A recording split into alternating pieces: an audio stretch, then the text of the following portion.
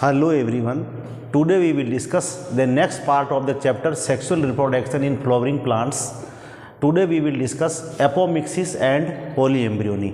It is very important part and इस topics में हम डिस्कस करेंगे कि एपोमिक्सिस क्या है और पोलीएम्ब्रियोनी क्या है. Let's start this topic. Polyembryony. First देखते हैं apomixis. Formation of seed without fertilisation is called apomixis. हमने अभी तक पहले ये पढ़ा था कि जो स्टिग्मा है और ये पिस्टिल आप देख रहे हैं, इसके अंदर ओव्यूल होता है. ये है आपका ओवेरी और ओवेरी के अंदर ये क्या है, ओव्यूल, और ये क्या है, स्टाइल, और ये है आपका स्टिग्मा. और आप इतना जानते हैं कि जब यहाँ पर पोलन ग्रेन्स आएगा, जब फ्यूजन होगा एम्ब्रियो सेक के साथ, तभी फ्यूजन होगा और फर्टिलाइजेशन होगा, और फर्टिलाइजेशन के बाद जाइगोट बनता है और जाइगोट बनता है. उसके बाद हम ये कह रहे हैं कि after fertilization ovule convert into seed. लेकिन यहाँ पर फिनोमिना ही जस्ट अलग है कि सीड का फॉर्मेशन हो रहा है बिना फर्टिलाइजेशन के. बिना फर्टिलाइजेशन के हम सीड डेवलप कर रहे हैं. तो अब कैसे बनेंगे, इसका मतलब ये जो एपोमिक्सिस की प्रोसेस है उसको हम एसेक्सुअल रिप्रोडक्शन भी बोल सकते हैं, क्योंकि एसेक्सुअल रिप्रोडक्शन में एक सिंगल पेरेंट से ऑर्गेनिज्म डेवलप होता है. तो यहाँ बिना फर्टिलाइजेशन के जब हम सीड बना रहे हैं, नॉर्मली फर्टिलाइजेशन से सीड बनता है, पर यहाँ पर फर्टिलाइजेशन के बिना सीड बन रहा है, तो इस प्रोसेस को हम एपोमिक्सिस कहते हैं. और apomixis A form of asexual reproduction. Apomixis को हम एसेक्सुअल रिप्रोडक्शन भी कहते हैं. अब हमारा एनसीईआरटी में एक चीज़ आती है कि एपोमिक्सिस की सिग्निफिकेंस क्या है. तो मैं एपोमिक्सिस की पहले सिग्निफिकेंस लिखवा देता हूँ, उसके बाद मैं आपको नेक्स्ट टॉपिक्स पे डिस्कस करते हैं. Significance of apomixis. देखो, हम ये कह रहे हैं कि ये एसेक्सुअल रिप्रोडक्शन से बनता है. जब एपोमिक्सिस में सीड एसेक्सुअल रिप्रोडक्शन से बनता है, इसका मतलब उसमें वेरिएशंस नहीं आती है. और जब वेरिएशन नहीं आएगी तो इस बात का कॉमर्शियली हमें फ़ायदा मिल सकता है. और वो कैसे मिलता है, बड़े ध्यान से देखना. हम ये जानते हैं हाइब्रिड वेराइटी ऑफ सीड्स, जो हाइब्रिड सीड्स हैं, उनसे हाइब्रिड सीड्स जनरली हम जानते हैं कि हाइब्रिड जो सीड होते हैं, हाइब्रिड सीड बेटर होते हैं. और hybrid seed generally increase the production of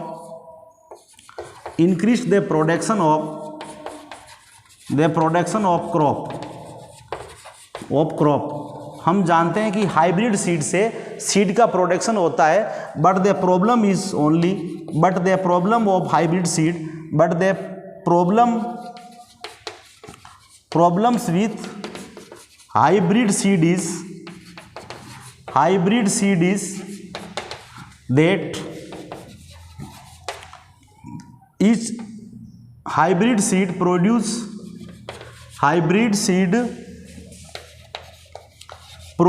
every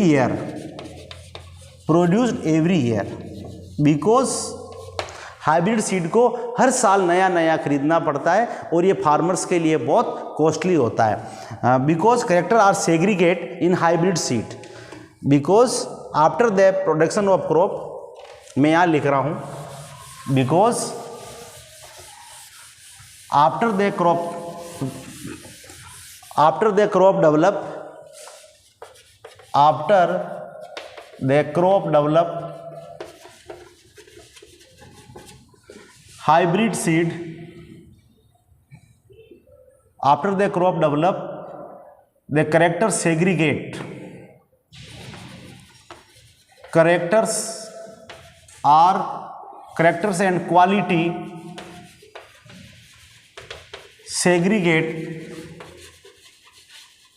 segregate in hybrid seed.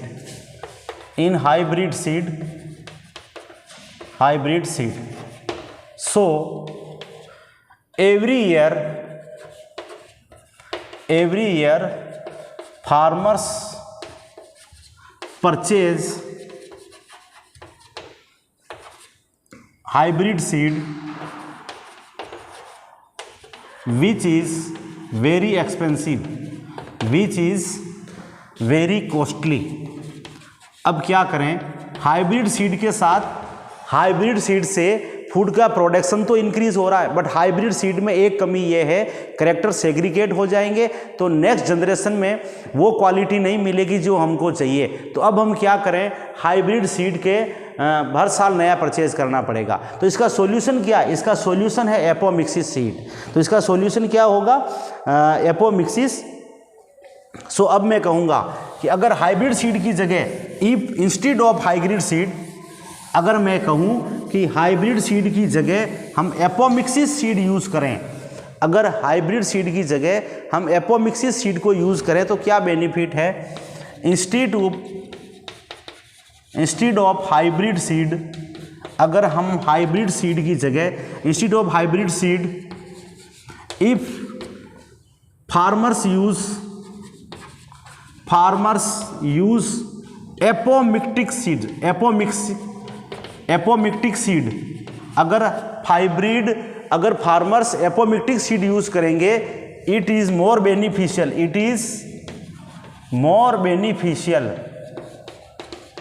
It is more beneficial. अब मैं बात करूंगा कि we know apomixis seed are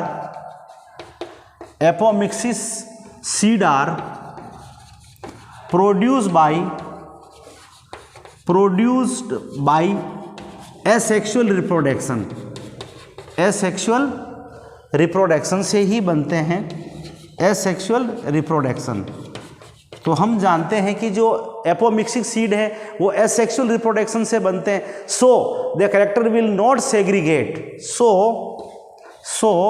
मैं यहाँ लिख देता हूँ, so the character will not segregate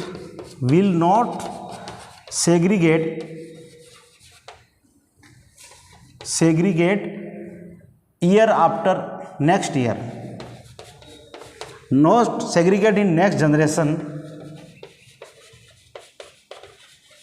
तो करेक्टर सेग्रीगेट ही नहीं होंगे तो वही क्वालिटी मेंटेन होती रहेगी। तो एक बार अच्छी क्वालिटी के सीड बन गए तो जनरेशन आफ्टर जनरेशन वो सारे ही सीड काम आते रहेंगे। इसीलिए एपोमिक्सिस सीड्स का बेनिफिट ज़्यादा है और हाइब्रिड सीड का बेनिफिट नहीं है।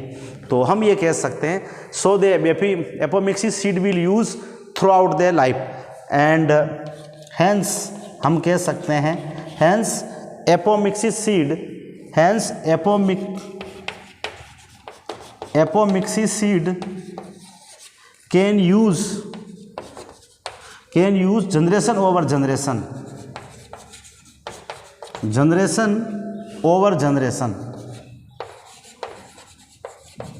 एक जनरेशन से क्रॉप ईयर आफ्टर ईयर, मैं ये कह सकता हूँ कि इसको अपन ईयर आफ्टर ईयर यूज़ कर सकते, can use year after year after, एक साल से दूसरे साल हम इसको यूज़ कर सकते हैं। और अगर हम जनरली इसको यूज़ करेंगे तो क्रॉप में बेनिफिशियल होगा। हमने ये कहा कि हाइब्रिड सीड भी बेनिफिशियल है, बट हाइब्रिड सीड से ज़्यादा बेनिफिशियल कौन सा होगा, एपोमिक्सिस सीड, क्योंकि हाइब्रिड सीड हमें हर साल खरीदने पड़ेंगे, फार्मर्स के लिए बहुत कॉस्टली होगा। और एपोमिक्सिस सीड एक बार अगर लेबोरेटरी में तैयार हो गए और फार्मर्स ने एक बार उसको ग्रो कर लिया तो उसमें जो करेक्टर्स हैं वो हर साल करेक्टर्स वही सेम रहेंगे, because apomixis seed are produced by asexual reproduction.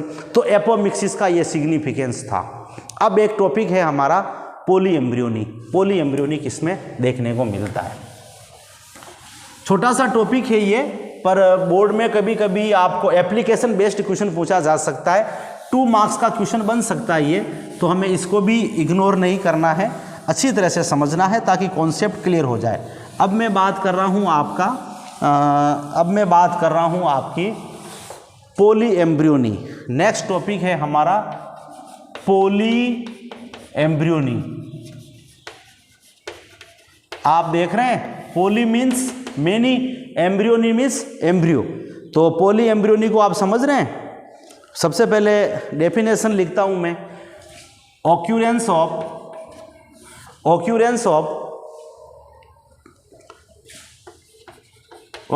Of more than one embryo in a seed, एक सीड में जब एक ही एम्ब्रियो हो, जनरली हम कह रहे हैं कि एक सीड में एक एम्ब्रियो होता है, जनरली हम ऐसा कह रहे हैं, लेकिन यहां पर हम क्या पढ़ रहे हैं, occurrence of more than one embryo in a seed is called polyembryony. क्या कहते हैं हम इसको, पोली एम्ब्रियोनी। अब ये एग्जाम्पल्स क्या क्या है, एग्जाम्पल्स हम कह रहे हैं कि सिट्रस और मैंगो में आपको देखने को मिल सकता है। सिट्रस में आपको लेमन आ गया, ऑरेंज आ गया। अब ये होता कैसा है, अब कैसे बनता है ये, तो हम ये कहेंगे कि इन सम स्पीसीज, इसमें हम ये कह सकते हैं इन some species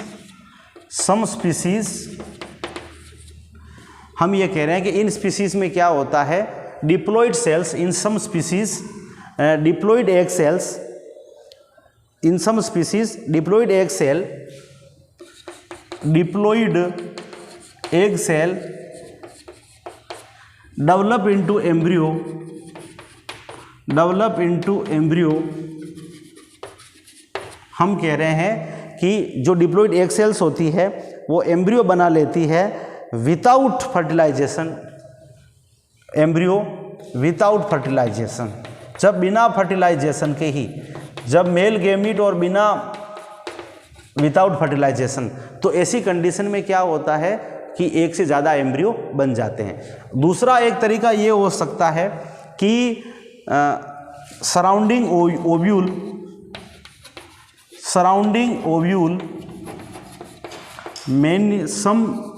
many nucleus cells are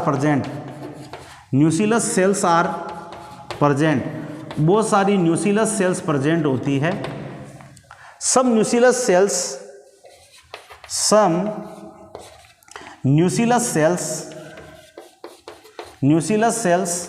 start divide and form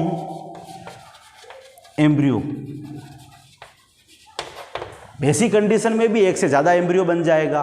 तो ऐसी कंडीशन में क्या होता है, एक से ज़्यादा एम्ब्रियो देखने को मिलता है सिट्रस में और मैंगो में। तो हम कहेंगे कि this condition is called the polyembryony. तो आज हमने इस टॉपिक्स में हमारा sexual reproduction in flowering plants, इस चैप्टर्स में ये हमारा लास्ट टॉपिक था, एपोमिक्सिस एंड पोली एम्ब्रियोनी। तो अच्छी तरह से हमने इस चैप्टर्स को डिफरेंट पार्ट्स में पढ़ा है। सारे ही पार्ट्स को आप ध्यान से सुने, नोट्स बनाएं, और कोई डाउट है तो मेरे को आप पूछ सकते हैं।